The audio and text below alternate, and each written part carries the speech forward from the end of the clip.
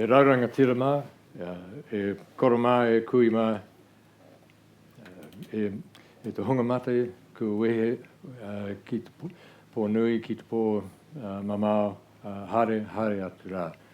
E te hunga ora, tangata e hui nei I tēnei ata, I runga I tēnei waka tino tāhua, ki te whakarongo ki te kaitui tino ranganui, Dr Vincent O'Malley. Nau mai, hara mai ki koutou katoa, e te rangatira, Vincent. Nau mai, hara mai ki te tau ihu o te waka a Māui. Kia ora to all of you. And just that mihi was just to acknowledge those who've passed on, to welcome all of you here today onto this beautiful waka and this lovely setting, and in particular to welcome Dr Vincent O'Malley, who's got an extraordinary knowledge of New Zealand history developed in a way that I'll let him describe in a moment, and has been a prolific author, I suspect, based on that development of knowledge, but we'll hear about that in a second. So welcome to you all, and I'll now take a seat and we'll commence. So Vincent, with that introduction, can you tell us a little bit about the man and where you were born, where you were brought up, how you were educated, and how this interest in history developed? So I grew up in Christchurch, big working class Irish Catholic family. I was the ninth of 9 kids, and my father worked at Addington Railway Workshops when we still built trains in this country, and my mother was a cleaner, and that was my first job as well. Actually, she was my boss, she was my supervisor, and I was a cleaner in the history department at the University of Canterbury, so my joke is always I started in history at the age of 15, which is technically true, but I wasn't a student, I was emptying the bins. But it was a good way to suss out who the decent lecturers were, the ones who treated their cleaners with decency and kindness, so I found some good people that way. And then a few years later I went back there, this time as a student, and at school I was really passionate about history, but my history teacher, he refused to teach us any New Zealand history. He said it was boring. Because I asked him about this one day. He said, forget about boring, nothing happened here. So we learnt Tudor and Stuart history and all that sort of stuff. I loved it because I loved history. I just loved everything about it. So I went to university, enrolled in a bunch of European history courses because that was all that I knew. And then after about 2 weeks, I decided to drop out of economics. And I was looking for a filler course, and I read in the Cantor student magazine, it said New Zealand History 101. Good filler course, and I thought it would be boring, nothing happened here after all, but I need some kind of course, so I did that, and I was blown away, and I thought, why didn't I learn about this at school? The idea that it was boring, it's like, that's nonsense, that's bullshit. We've got an incredible history, and this kind of colonial cringe about it. So that was me. As soon as I got my first exposure to New Zealand history, I was away, and I've been sort of passionate about it ever since. And I was fortunate to go to university just at a time in the late 80s when I could afford to go to university because it was still basically free, but B, I didn't need to really I didn't need to go there with a kind of vocational plan. So I didn't have this career plan, I'm going to be a historian. I didn't probably even know when I was a kid that such things existed, or you could do that for a job. But so I studied history, and then sometime later I got offered a 3-month contract in Wellington researching treaty claims, and that was 1993, and still there 26 years later, still doing the same thing, basically. So, yeah, that's me. Right. And the doctorate? The doctorate came later. I did that at Vic 2003, 2004, and I'd already been practicing as a historian for about a decade then, so everybody's supposed to talk about the PhD being this sort of, agonised journey over a decade kind of thing. For me, I already knew how to research, so that was just getting the qualifications really that I thought would be professional, useful for me as in a professional way. And the subject matter of your thesis? A thesis, I did it on 19th century Māori committees, which sounds incredibly boring, but actually it's a very interesting topic because it was about how Māori appropriated Pākehā bodies, committee, and reappropriated them in Māori ways for their own ends at a time when Māori had to find ways of dealing with the pressures of colonisation. Right. And Te Reo, any exposure to that in your education? I've done bits and pieces over the years, but you know, had I kind of known that I was going to become a historian, that would have been the first thing I did. And you know, so I really, you know, I think it's something that we should aim for as a compulsory part of the curriculum. It's not going to happen overnight, but it might be like a 15-year plan for that. Well, you may be interested to know that I attended the Auckland Grammar School 150th anniversary last month, and one of the senior boys showing me around the school said that school, which now has about 2,500 pupils, as of this year, the principal has made a requirement that te reo is compulsory. So it's happening, slowly. Just before we go any further, those of you who might have come along thinking that this was Vincent O'Malley, a well-recognised expert on the New Zealand wars, this talk today is about peace, not about war. And if you are here for war, that's tomorrow's session. So we're going to be talking today about our heritage. And so one of the other aspects of great significance, I hope, although I don't know the detail of it, I'm about to ask him, is that Vincent is part of a group who've been successful in getting a Marsden Fund funding for a project, and I wonder if you could explain that to us, Vincent. Yeah, so the Marsden project, it's called He Tonga Te Wari, Remembering and Forgetting Difficult Histories in Aotearoa, New Zealand, and it's a project about how we remember and forget difficult aspects of our past, in this case the New Zealand War, so I'm sorry, it is war over peace. And historians aren't kind of used to collaborating, but in this case there's 6 of us on the team. So there's me, and there's 4 wahine Māori, Joanna Kidman, she's the other co-principal investigator on the project, and 3 other people with her at Victoria University, and then Tom Roa from Waikato University, incredible tribal historian, he's also involved in it. And what we're doing is, there's 2 components to it. One is looking at the historical side of this, so how have memories of the New Zealand Wars kind of changed over time?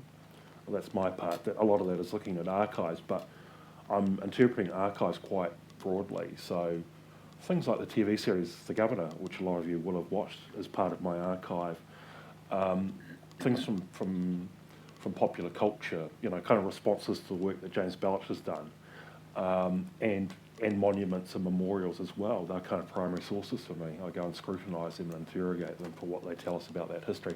So that's kind of my part of it.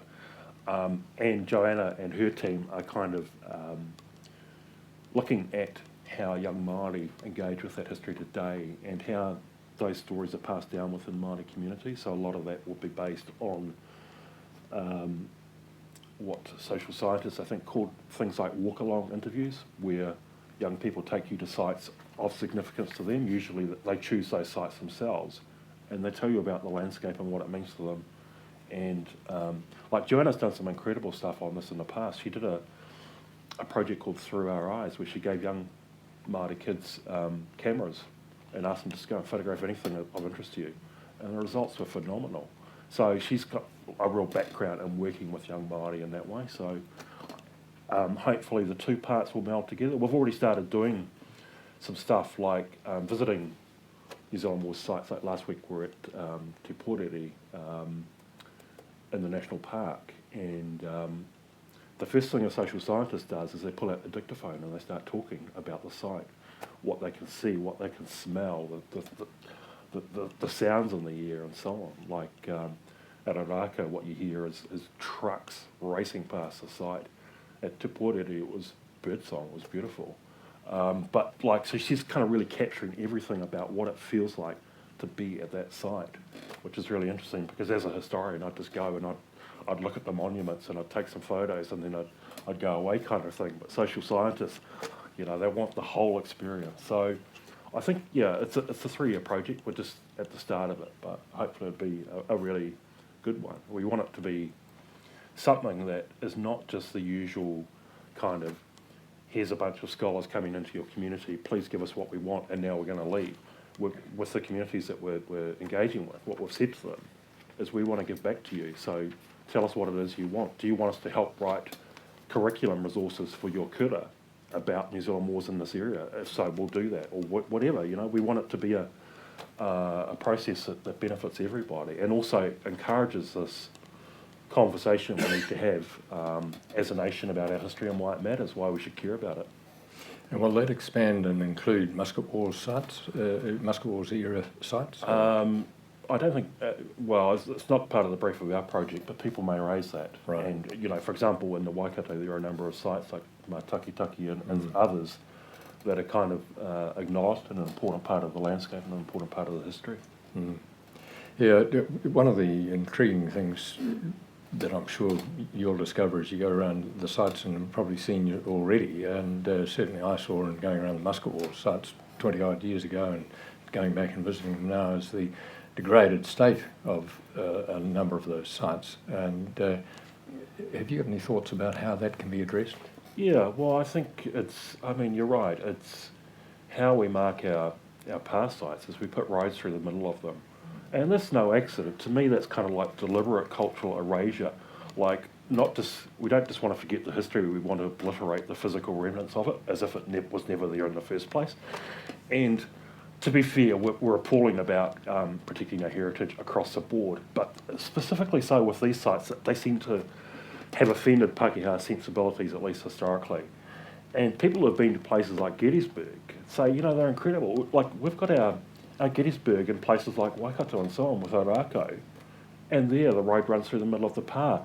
So I was talking to an educator last week who says that she no longer takes students there because it's too dangerous. If you just take one step out onto the road, you'll be killed by a logging truck whizzing past at 100 kilometres an hour. So we need to do way better than that, because these sites are our links to that history, and they're part of our story. So look after the sites. It's not going to bankrupt the nation, but what it would do is say, we're taking ownership of this history. We're going to look after these sites, or the remnants of those sites, because they're part of our story. They're part of us. In terms of the vesting of those sites, is that something that you looked into or are going to look into? Should they be vested in DOC, Ministry of Culture and Heritage, iwi, hapu, and in addition to that observation, how do you cope with the inter-hapu rivalry over who should have the kaitiaki status for a particular site? Yeah, well, that's one of the issues at the moment is the sites are managed by all sorts of different bodies. Like DOC manage some, Heritage New Zealand, which was a historic place trust, manage others, in some cases local councils and so on. They've all got different standards, they all do things differently. The government is in the process of, like Ōrākau, they purchased back some land there, and there will be some kind of trust set up, and there will be something better developed there. But there are a couple of debates around that. One is, what is it appropriate to put on that site, because it's an urupā, there are still 30 or 40 Māori buried there. So you probably don't want a glitzy, glamorous, sort of commercialised kind of thing at a site which is still, it's a wahi tapu, it's a sacred place. So maybe, there are kind of debates around what's appropriate to have there. It may be more appropriate to have the information centre up the road in Kihiki, 3 or 4 kilometres away, and at the site you might have something simpler. So there are those conversations that are taking place at the moment about that. But there are also those issues about who, which iwi are the ones to deal with there. And that's not just a question of mana whenua, although there you've got 3 different iwi who all kind of have overlapping interests in that area. But there's a broader question as well, because Māori from iwi across the North Island fought there, Tūwharetoa, Tūhoe and so on. Should they have a say about the management of that site? Should they be part of that trust?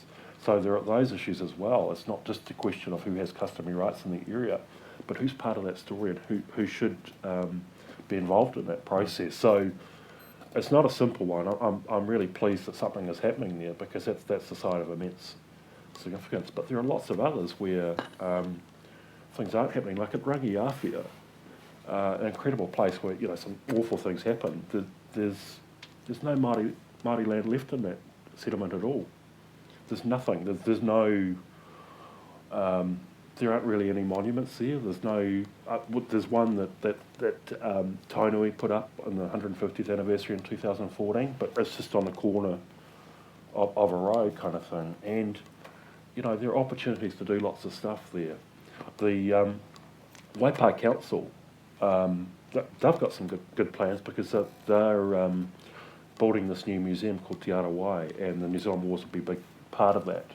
And so they will tell that story. But, that's the story as it relates to the area.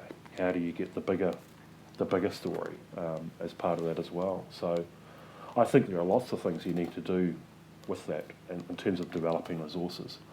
Have you travelled yourself in, for example, the central US and followed the trail, for example, that I've enforced on my children of burying my heart, wounded knee, following that trail of broken treaties across the states and seeing those sites, and just the way that they do that so well with explanatory statements, signage coming up, point of historical interest coming up in 3 miles, then coming up in 1 mile, then a lay-by at a park, historical signage, etc.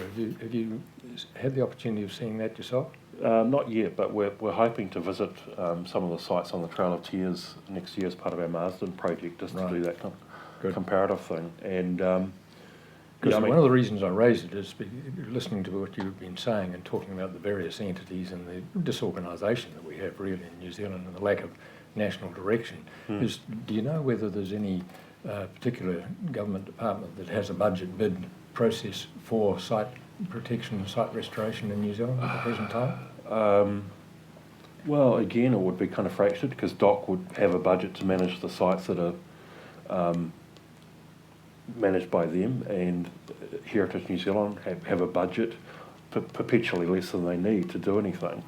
So it's across a range of agencies. Somebody talked to me recently, they suggested one of the things they do in the US is they have a battlefields trust or multiple trusts, I'm not sure, and they kind of act as a kind of a advocacy group, but also often they raise funds to purchase backlands to vest in the trust.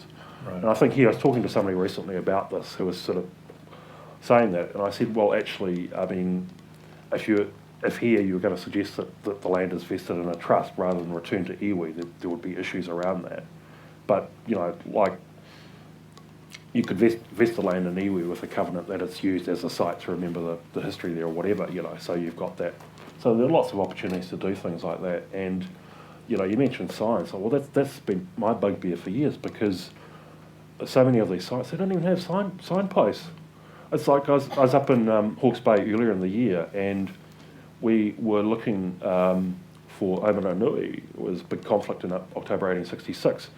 We found Omiranui Road, okay, and we looked up at the signpost, and it said rubbish tip, mini golf course, B&B.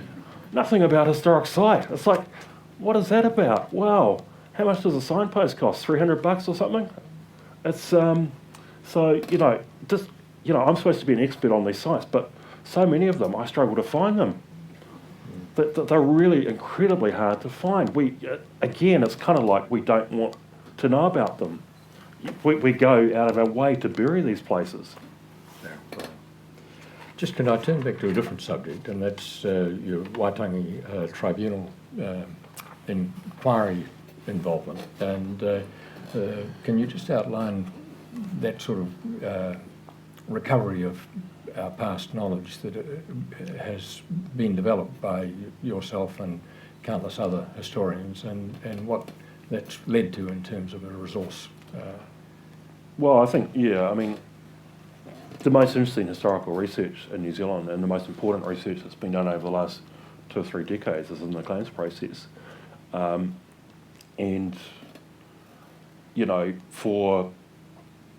If you're a historian researching a claim, what you do is you write a lengthy report. It might be 500 pages. I think my biggest one is 900 pages. And every single primary source that you use, you've got a copy, and you put it in a document bank. And your document bank might be 20,000 pages. And often that stuff that's sitting at the archives that nobody's looked at for 150 years since somebody wrote it. And there are incredible discoveries made all the time. The only issue with that is the only people who get to hear about that are a bunch of treaty lawyers, the claimants, and members of the Waitangi Tribunal, such as yourself. Other New Zealanders don't hear about that. And they often, so when you get treaty settlements, sometimes there's a backlash because people aren't aware of the history behind the claim. They're not aware of the fact that the typical treaty settlement returns 1 to 2% of the unimproved value of what was lost. So every iwi who signs up treaty settlement is signing away 98% of everything they lost. But they don't know the history either. And so there's great stuff being done in the claims process, but people don't get to hear about it, which is why I decided, at least the stuff that I'm doing, I need to kind of reach out to a wider audience. So whether it's through books or blogs or online, whatever, because this history is incredibly important, and more people need to know about it. It is part of our story.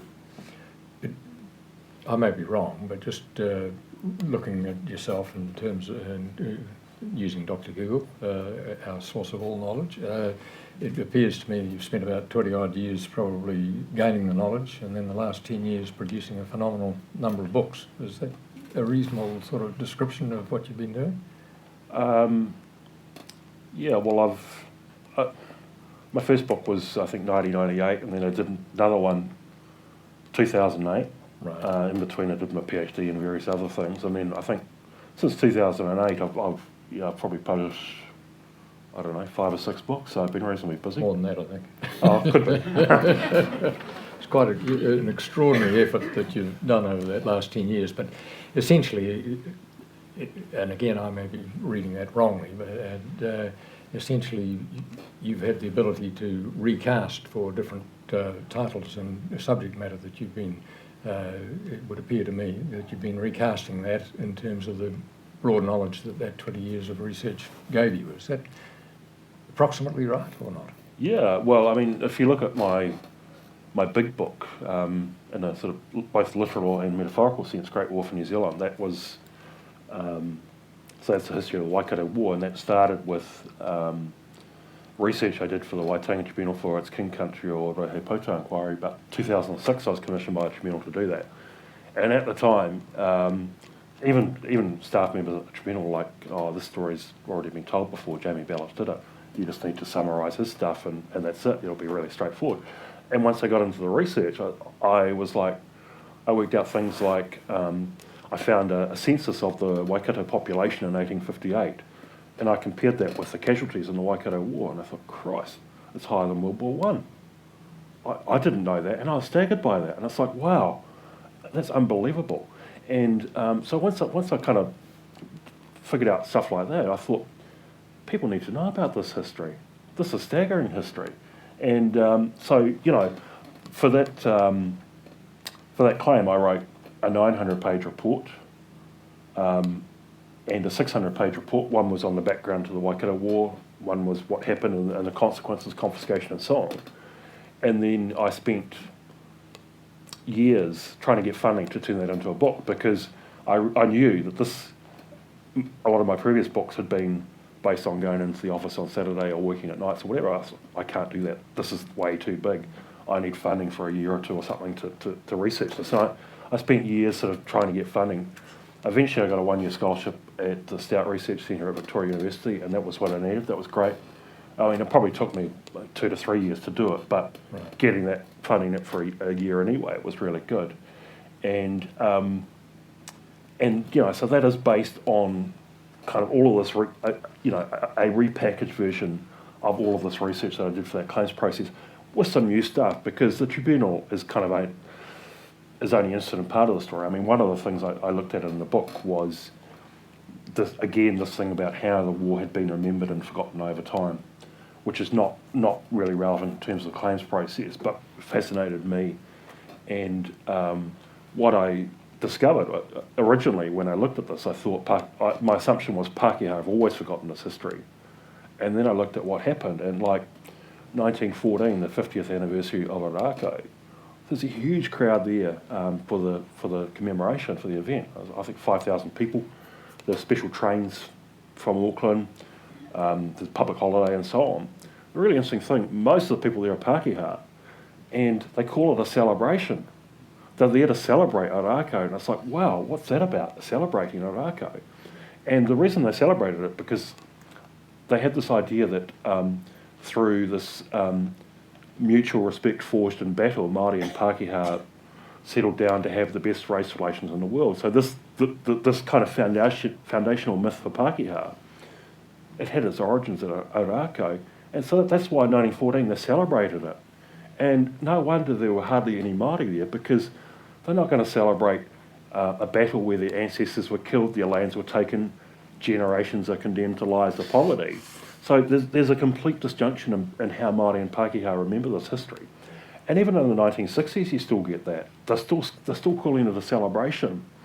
And I think what happens is, by the 1970s, you can't get away with that anymore. You can't celebrate that history. And so this is this period, I think, when you get what I'd call an uncomfortable silence that kind of emerges. Pākehā don't know how to talk about these wars. We don't have an acceptable narrative around it. And that's why when things like the governor crops up in 1977, there's sort of a backlash against that, because Governor Grey is not portrayed in a particularly flattering light in that series, and Muldoon has a crack at the makers and said this is politically correct nonsense and all that kind of stuff. Again, you get that with Bellich's stuff, like Bellich writes his wonderful book in 1986, and scholars read that and say this is tour de force, wonderful, great scholarship, but that's a relatively small group of people who read that. 10 years later, it's made into a 5-part TV series. And a lot of people, I was like, how dare he say that? Somebody said in Bellich's series, all of the Māori are brave and noble and clever, and the Pākehā are stupid and wicked and cruel and greedy and so on. And there's kind of this real backlash. That wasn't what he was saying, but there's a real, how dare you say this about our history? These were uncomfortable truths that people didn't want to hear about. And I think that's only started to shift, really, in the last 3 or 4 years, I'd say, that Pākehā were starting to learn new ways to engage with this history. And to me, that's not about making anybody feel guilty or ashamed about the actions of their ancestors. I saw a good quote recently that somebody said Jamie Bellich, when he was lecturing on this, talked about the difference between blame and responsibility. You're not to blame for the actions of your ancestors, but you are responsible for what we do about that history today. And I think that's a great way to put it. Sorry, that goes a bit beyond your question. That's all right. I was just intrigued too, from your point of view, as a historian who's produced a number of reports for the Tribunal, and although you were saying that they don't become widely read, my perception as a barrister doing one of those cases for 3.5 years in Te Tauihu in the top of the south here, was that there was not that detailed sense of knowledge that you're talking about, but a real grasp of the nature of the breaches of the treaty that had been disclosed by the research that was done, and a real sense of grievance and a real upset at what were obvious gross breaches of the treaty. And so you saw a real sense of aggression in terms of the way those grievances were expressed, which in retrospect I think was part of a reconciliation process. Do you see it as that Waitangi Tribunal process as being a diffusing, an awareness, sense of grievance and diffusing, or do you not think it goes that far? There's always been this kind of debate about what's the purpose of the tribunal process. On the one hand, there's this kind of truth and reconciliation aspect to it, the cathartic thing. On the other hand, there are some people who say it's about returning resources to Māori. It's a much more practical thing about recapitalising those communities. And I think it's a bit of both. I mean, if you look at what Māori have done with the settlements, like Tainui and Ngāi Tahu, turn $170 million into both have assets of well over $1 billion today. So, I mean, one of the things I talk about in my stuff about New Zealand wars is that's kind of a return to the 1840s and 1850s when Māori were the leading drivers of the New Zealand economy. And, incredible commercial flair. Before that was all taken away. And now, even with a fraction of what they had then, look at how successful they've been. It's been a huge boost for our economy. It benefits everybody. And So there's that practical part, but I do think the cathartic, the truth-telling part is really important as well. And for some iwi, when they go into treaty settlements, because that's the other thing I do as well, as I work with iwi and to negotiate settlements and extract apologies from the Crown, which is like getting blood from a stone sometimes.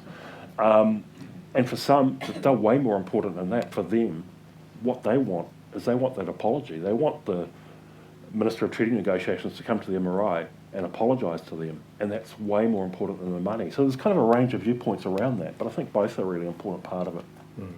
And for those iwi who have settled, again, it's just one person's view, but you do tend to get the feeling that sense of grievance suddenly shifts once the settlement is achieved and there's a refocusing of the iwi leadership on the future. Do you share that view or not? Yeah, I think so. But I think there's a refocusing on the future, but I don't think there's I don't think there's a forgetting of the history as well. That's still part of the story. Like for Tainui, their history is still incredibly important. And, they're sort of developing resources of their own so that young people can learn that history as well. But it's learned in a different kind of way. And maybe some of the bitterness that was there before, it's not, of course it doesn't disappear overnight. It's hard for that to happen when you think about what happened at somewhere like Wairau Affray. But then you see kind of remarkable Māori leaders like Tom Rowe, who's part of our Marsden team. He's very senior Tainui kaumātua, and he's descended from people who were attacked at Wairau Affray, and he talks about that history with a sort of quiet humility, which is really remarkable. You'd kind of expect him to be really angry about that, but he's not. He talks in a kind of way that is it's all about reconciliation and healing, and having that dialogue about the history is really remarkable to see. Yeah. In terms of those iwi who have settled, who've got funds, and if we're in the South Island at the moment, if we look at Naito, a couple of sites that I'd certainly be keen for you to have a look at if you hadn't had the opportunity already is, and they're not New Zealand war sites obviously, but they're Muscovy sites, is Kaikoura and Kaiapoi. And one of the disappointments to me is that I have spent decades of telling my friends to make sure that they keep their eyes open for Priest's Road as on a big sweeping right-hand bend as they're getting close to Christchurch, and look to their left and they'll see a monument, and that's the site of Kaiapoi. And you go there, it's one of the few places where the entrenchments that and the maiua that were thrown up for the palisading is still very, very obvious. You can't see where the saps were that were dug in by Te Rauparaha, etc., as the power was taken. But it's fallen into a very degraded state over the last 20-odd years. Kaikoura got a captive tourist audience, often bad weather, they can't get out and see the whales, etc. Immediately opposite, a magnificent power site, which is now occupied, and has a marae and a beautiful wharenui. But background, snow-covered mountains, etc., and it's a site where very dramatically Te Rauparaha comes in, and there's a sacking of the pa. You can still see, if you know where to go, by going into the hospital grounds or around the back of the marae, and at the front by going up a very weed-covered, scruffy little path that's hard to find, and you've got to literally crawl to get up there. You can see the approaches to the pa, and you can see the entranceway into it. Which, again, if you know the history and know the archaeology, you can roughly work it all out, but it's very difficult. How do we manage to encourage those iwi with the funds and the capital to recognise that and develop it in a way that people can appreciate their own people, let alone others? I don't think the onus should be just on iwi. I think the Crown needs to come to the party as well.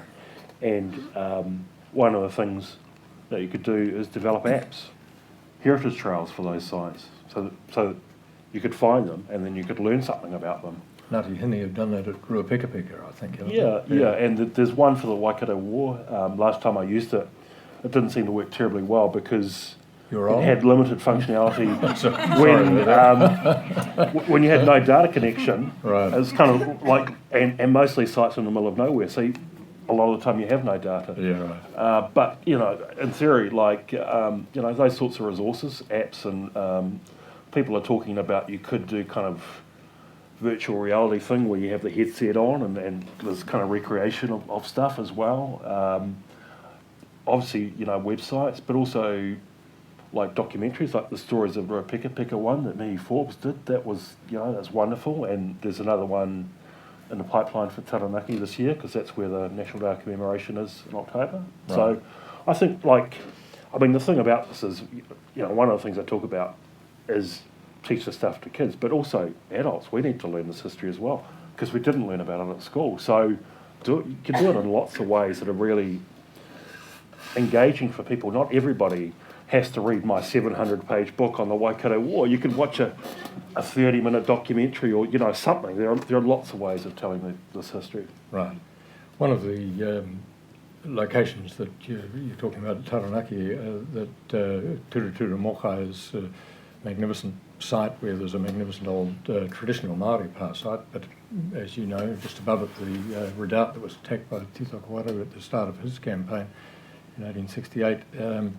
And again, into Hapu, scrapping over who's the Katiaki, unfortunately, but last night I was urging you to have a look at Tawhiti Museum at Hawara when you go to look at that site. That's just one individual who has bought an old dairy factory and created a whole series of dioramas relating to Taranaki history. But those dioramas, or in relation to particular localities, again, difficult to get funding from local authorities. It just keeps, to me, bringing back that we need some national direction. And I'm delighted to hear about your Marsden Fund project, because is that something that you're going to be trying to direct attention of the government to provide some proper funding for this? Well, yeah, I hope it attracts some attention for, you know, the first thing is, if we agree that there's something here that's important to remember, then the next thing is, what do we do about it? There are lots of practical things. Protect the sites, teach the history, make resources available. That's my 3-step action plan. Simple as that. Okay. just provide funding, and there it is. You know, it's not that difficult. It just requires willingness. We just need to say, yeah, this is part of our history. We're taking ownership of it. We're mature enough as a nation now to say that we need to engage with this history, and then the rest, it's just a matter of detail. Yeah. I wanted you to just, if you could, explain to us the background to the Rā Maumahara, the Remembrance Day concept, and I think it may have had its genesis in the petition by the Aotearoa girls who presented a petition seeking te reo to be I think compulsory, but in New Zealand history to be compulsory, definitely, and also a sort of commemoration day. And I think you were involved in that process, weren't you? Yeah, so 2014, group of students from Aotearoa College, small, quite poor rural secondary school. They went on a site visit to Arako Rangiawhia. These are about 20 minutes from their school. But they were learning about the American Civil War at the time, which is ironic because that took place at the same time as the Waikato War that they lived in the middle of, and which they knew nothing about. So they went back to school, and they, same as me, it's like, why aren't we learning about this stuff? And they thought, what can we do about it? And so they decided to organise a petition. Leah Bell, she was just 14 at the time. But young people today are incredible. So they organised this petition. They got 13,000 signatures. I signed it. That was the extent of my involvement. And also said lobby for it. I signed it too. They rang me and I signed it as well. But I also put a submission into the select committee who never deigned to respond. But I understand that they got you along, didn't they? No. What I did with Joanna Kidman is we did kind of an analysis of the submissions. Oh, right. And there were 189 of them, and about 3/4 were opposed to it. and including one from the Ministry of Education who said, no, we can't teach the New Zealand Wars at school, it's too difficult, forget about it. And most of the other, so 3/4 of the submissions were against it. Anecdotally, most of them were from older white men and who kind of had this, what we called in our paper, I think, a politics of nostalgia for a time when, an imagined time in the 1950s when Pākehā men were in charge and women and Māori knew their place kind of thing, and they wanted to, it's a sort of Hobson's Pooch kind of outlook on our history. So there was that kind of, there was that response. But so the government, I think August 2016, they agreed that there'd be a National Day of Commemoration, no Maumahara, but not a public holiday. So Leah and Waimarama Anderson and others are still pushing for the public holiday, and still pushing for the history to be taught to all school students, which I'm pushing for as well. So there are lots of unfulfilled aspects of that. I think with the day itself, I think probably in time it will become a public holiday. I think the more important thing for me is how that day is marked, and I'd hope over time it became a bit like Anzac Day, a time for reflection on that history, a time when resources and information were made available for people, and maybe people go and visit sites in their area that are connected with that history as well. Because there's a real complexity, it seems to me, to that Maumahara, and that where do you, or how do you go about responsibly and accurately recognising the reality of the kupapa involvement, and also how do you recognise those sites, Turanganui, for example, or Mohaka, where bad things occurred from Māori, equally as bad things occurred from Pākehā, places like Orako, etc. So how do you deal with that?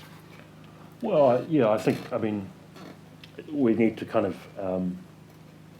raise awareness about the role of Māori who fought on the Crown side in the wars, and understand that they weren't fighting for the Crown, they were fighting for their own hapu or their iwi. They had their own objectives in the wars, which often were completely different from the Crown's take on things. And for a lot of them, it was about survival. For Te Arawa, for example, they didn't go to war, the war came to them. And 1864, that they get a taua, a war party from the East Coast that says we want to cross your land to go to the Waikato to assist the kingitanga and so on. So if they said yes to that, they're implicated in the so-called rebellion. So their lands could be taken, they could be attacked and so on. What do? They say, no, this is our rohe, you can't cross it. And so they become almost loyalists by default as a result of that decision and the conflicts that later take place. And they kind of suffer terribly for that as well.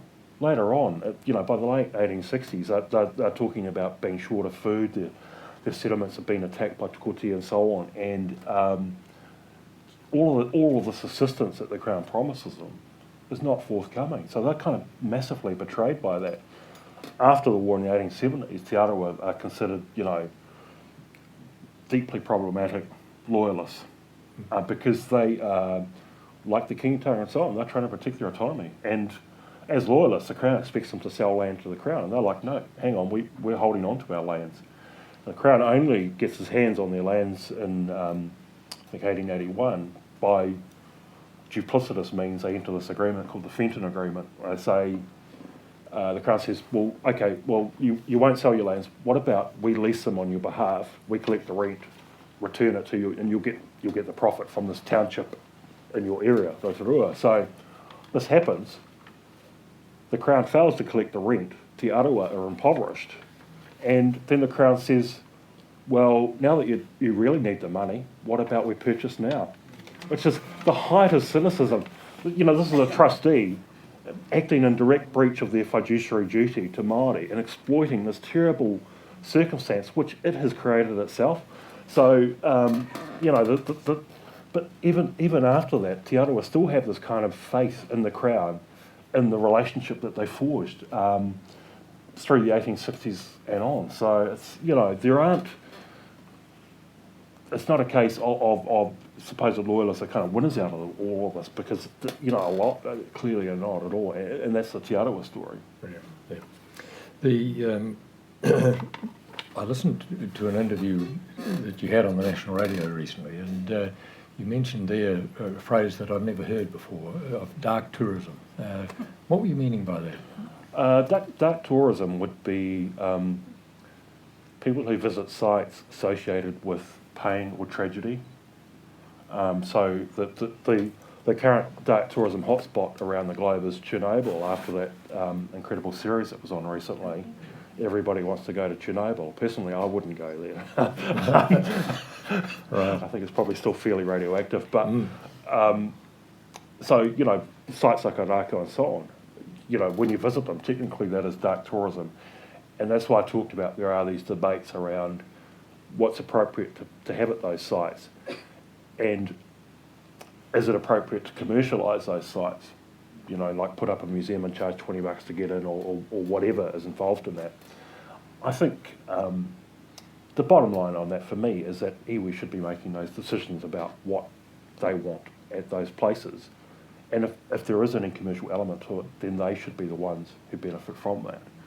I know at Rangiriri, which is a site that has recently been restored in quite an impressive way, ironically only because the NZTA wanted to put the new Waikato Expressway through their land. So they said, here's a few million to restore what's left of Rangiriri Pa site.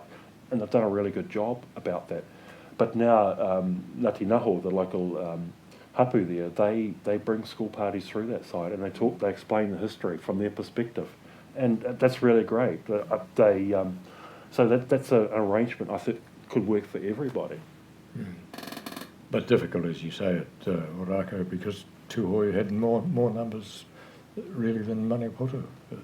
You know, it's quite a difficult thing as to who gets the funding, who has the kātiaki rights, isn't it, in that situation?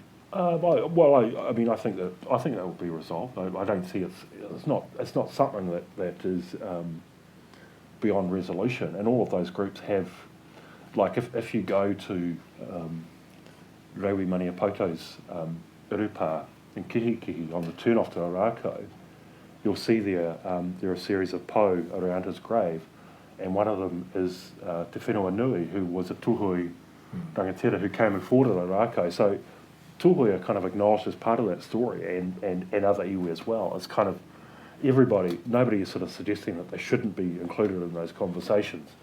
It's just when you get down to the level of, if you're setting up a trust to manage that property, who should be represented on that trust and how should those decisions be made and so on. Right. Yeah. Just very much aware of time. I was told that we were to run for 45 minutes and then allow 15 minutes for questions. So the floor is open to anybody to ask Vincent. Right. I'm curious in your research and the resulting recent books that you've written about the wars. Did you talk to all parties involved to get their perspective on your version of the truth of history and get their agreement on it, or do people disagree, or various parties disagree with aspects of what you've found?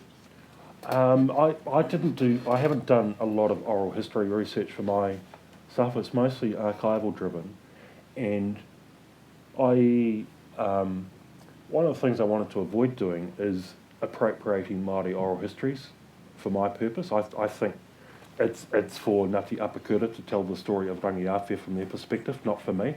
Although the interesting thing is that people there have told me that my version kind of validates their oral histories, but it comes at it from a different, we kind of arrive at the same point from different starting points. So I was kind of conscious because, for example, there was a lot of stuff done for the King Country Waitangi Tribunal Inquiry. There was a series of traditional history hui hearings, and I had all those transcripts. I could have easily thrown in such and such a kuia talks about this at Rangi Awhai and so on. I didn't.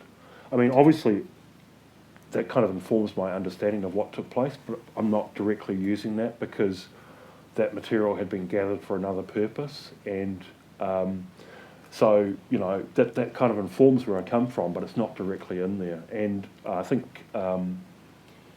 likewise with Pākehā, where I did use some of that material is when James Cowan had interviewed a lot of the surviving Māori and Pākehā veterans of the conflicts, and a lot of that is in his book New Zealand Wars, which is still really valuable for that reason, that he recorded those perspectives from veterans. But if you go back to his papers, you get the original interview transcripts, whereas in the book he kind of tidies stuff up a bit and, you know, tweaks it. So the transcripts of his interviews with those surviving veterans of the conflicts are really useful sources of information as well.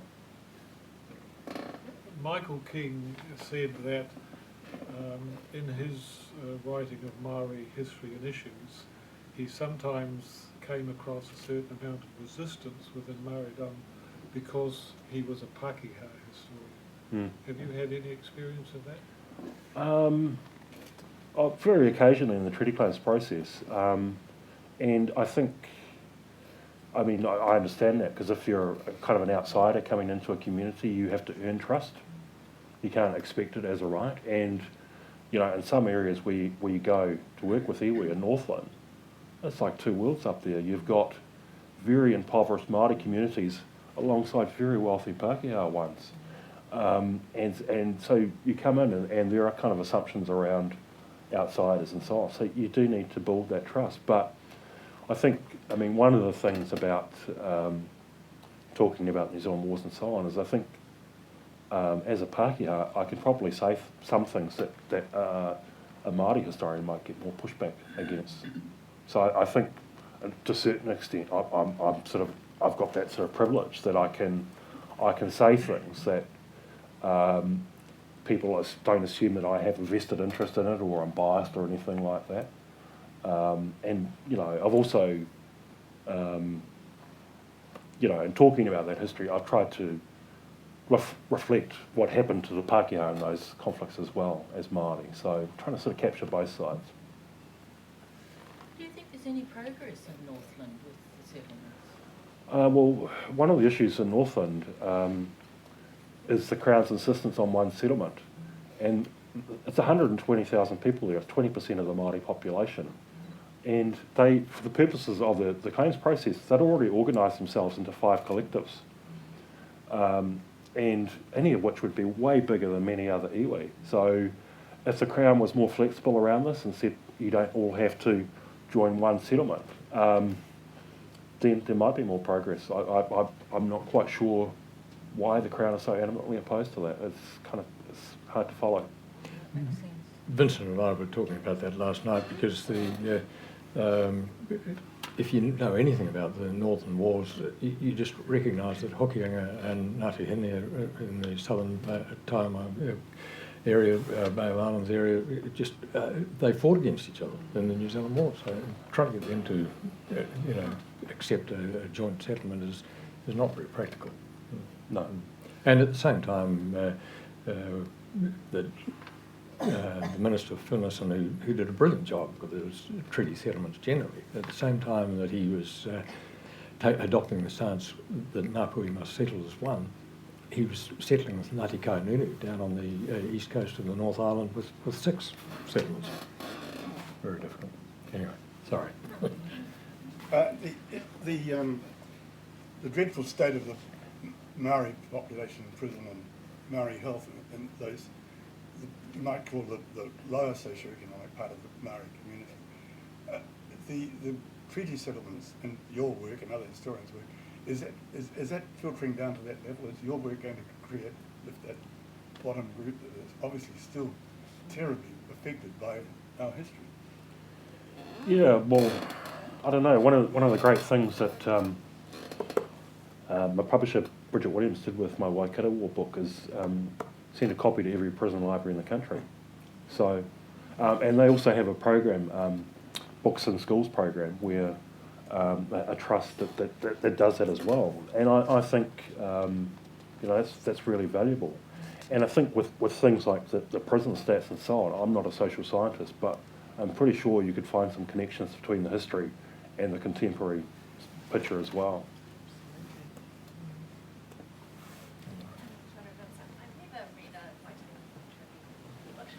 But I have a couple of friends recently who talked about going to those who explore the area that their own family history has unfolded,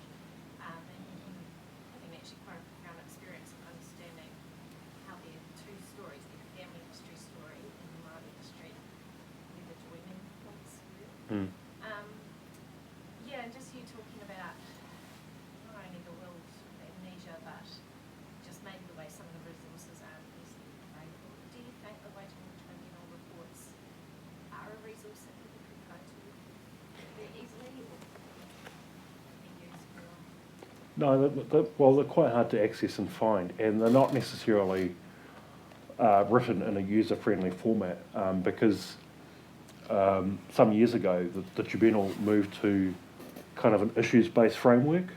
So they're not necessarily strong on narrative. If you pick up the Central North Island report, it's 4 volumes, and you probably won't have a really great understanding about the relationship between Te Arawa and the Crown.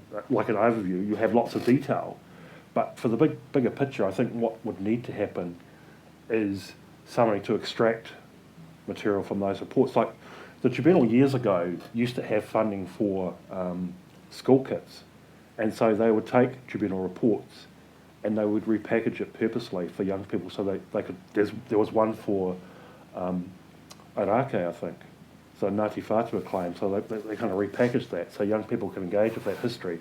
And I'm sure if the tribunal had resources, they could do that kind of thing again today. So I think there are ways you could do that. The usual thing that happens when a tribunal report comes out is there'll be a press release and you'll be able to read it on Scoop somewhere, and there might be 1 or 2 media reports, and that's it. That's the extent of the public information campaign, and I think we need to do more than that to ensure that people know what that history is, why it's important. You know, for example, last year I talked about the Rohe Pote, the King Country claim. Last year that tribunal released its report. I'm not sure I saw hardly any media about it, but they referred to what happened at Araka and Rangiawhia as massacres. And I was like, wow, this is going to attract a lot of media attention, but nobody seemed to pick it up at all. And, you know, as a historian, I'd be reluctant to use that term myself because it's so loaded and it's so controversial. But the fact that the tribunal went there, I thought was extraordinary. And there'll be opportunities to kind of repackage that history as well in a way that people can learn from and engage with. Vincent and Ron, in both your capacities, professional historian and barrister, how do you get on when you find a report and it's factually inaccurate? It couldn't have happened because there's not a comparable professional historian on the Maori side producing that information. Did you ever encounter situations like that? Well, in the claims process, one of the things sometimes university-based scholars sort of talk about it being presentist and you know all that kind of thing, but when you give evidence to the tribunal, there'll be 20 or 30 lawyers there for different iwi, and they'll all have their own perspectives on that history. They'll want to cross-examine you. There's the Crown there. They'll have their own historian with them, advising them, critiquing them. They will have read and reviewed your report. So they're feeding questions. Then there's a tribunal. There are always historian members on the tribunal if it's an historical inquiry. So I'm not saying that it's not possible for mistakes to be made, but there's intense scrutiny of the historical evidence from all sides, really. Can I just give you a light-hearted account that I was for Ngāti Apa in the Te Tauihu inquiry here, and in conjunction with a number of other iwi, we were having scraps with Ngāi Tahu through the whole of the process. And Ngāi Tahu had funding, and they had a bunch of 3 or 4 very able historians. And one of them was Dr. Tamari Tau, Dr. Tamari Tau, very able, highly intelligent, but coming from a Ngāi Tahu perspective, on my perception. And so I had to cross-examine him at the end. And you sit down, and it's after you've, like anything, if you're making a public speech, or as Vincent will be feeling now, you're never quite sure how it's gone. And so I sat down and wondered how on earth it had really gone. And the judge turned to one of the members of the tribunal, John Clark, who was a Ngāti Porou man from a principal of a high school up in the north, and he said, "I think we'll start the tribunal questioning with you, Mr. Clark." And John Clark waited for absolute silence. Now this cross-examination of the Ngaito historians. We'd all been waiting for 3.5 years for it to happen, and it was a highly tense, highly charged atmosphere. The wharenui was Te Aroha o Waipanamu at Omaka, and it was absolutely jam-packed. So when John Clark was asked to start the questioning, he just stayed absolutely silent until he got absolute silence. And then he looked at Te Marito and he said to him, I listened to that evidence with great care and interest. And he said it reminded me of a rugby match that was played at Te Aotearoa between Ruatoria and Te Aotearoa.